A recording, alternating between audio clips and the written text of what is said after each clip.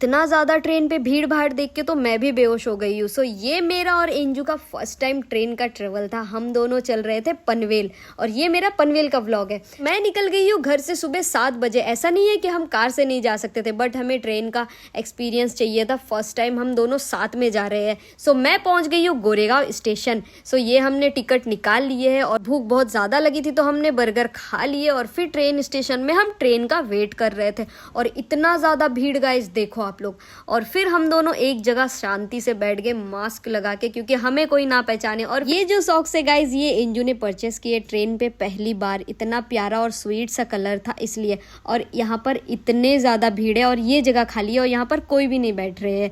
आप लोग समझ रहे हो गाइस। और फिर ट्रेन पे इतना ज़्यादा भीड़ देख के हम शांति से चुप से एक कोने में बैठे हुए, एक से एक स्टेशन क्रॉस करने के बाद हम खड़े हो गए दरवाजे के वहाँ पर थोड़ा हम हवा लेना चाहते थे, क्योंकि काफ़ी टाइम से बहुत ज़्यादा अंदर बैठ के सफोकेशन हो गया था हमें, क्योंकि बहुत ही ज़्यादा गर्मी भी है अभी मुंबई में, आप लोगों को पता ही होगा गाइस। और फिर हम दोनों खड़े हो गए जब ट्रेन बहुत ज़्यादा खाली हो गया था। आप लोग देखो अब कितना ज़्यादा खाली है।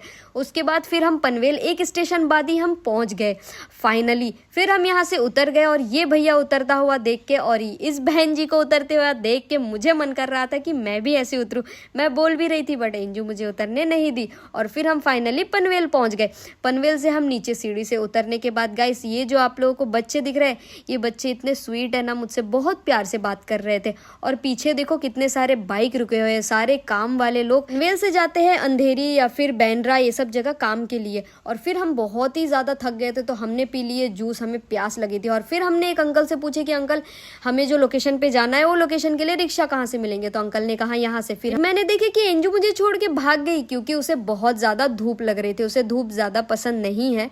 और फिर हम दोनों बैठ गए रिक्शे पे। हमें जो लोकेशन पे जाना था, एक्चुअली में एंजू के कुछ कॉलेज का प्रैक्टिकल प्रोजेक्ट जमा करना था, इसलिए हम यहाँ पर आए थे उनके प्रोजेक्ट को सबमिट करने। कैब या फिर अपनी कार से भी आ सकते थे, बट मैंने एंजू को बोले कि चलो हम साथ में चलते हैं फर्स्ट टाइम ट्रेन पे। और फिर हमें बहुत ज़्यादा भूख लगा था और फिर हम रेस्टोरेंट आ गए और रेस्टोरेंट में खाने के लिए बैठ गए। और फिर इतना सारा खाना देखकर तो भाई क्या ही बोले आप लोगों को, भूख तो ऑटोमेटिक आने लग जाते हैं। फिर हमने पेट भर के बहुत सारा खाना खाए गाइस, आप लोगों को दिख ही रहा होगा। लेकिन हमने वेज खाए, क्योंकि कहीं पर भी बाहर पे गर्मी पे नॉनवेज खाना तो हमसे तो नहीं हो पाएगा, तो इसलिए हमने वेज ऑर्डर कर लिए थे, भिंडी दाल राइस। सो ये बहुत ही ज़्यादा अच्छा लगा यहाँ का सर्विस। फिर ये मैडम जी खड़ी हो गई है होटल के सामने कि नहीं बहुत ज़्यादा धूप है।